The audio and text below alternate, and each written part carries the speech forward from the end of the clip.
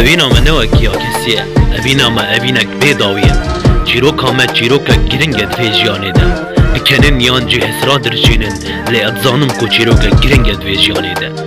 Ev dinya sed roj e, eger not û neh roj xemgîn bin, helbet di roja dawî de wê dilê min û deşa bibin. Evîna me ne wekî ya kesî ye, evîna me evînek bêdawî ye. Car caran hesran dirçînin û caran dev dikenînin û dema ku tu dikene. Kevok di dilê min de difrînin, basikê kevokê neşkînin. Rondika ji çavê min nerjînin, silavê min bigihînin. Ger dûr be kevoka min, wê ji min re bixemilînin. Hêlîna wê sar nekin û dilê wê neşewtînin. Çîroka me çîrokek giring e divê jiyanê de. û evîna me ne wekiya kesî ye, evîneke bêdawî ye, evîneke xweş û bêtarî ye. Çîrokek giring e divê jiyanê de.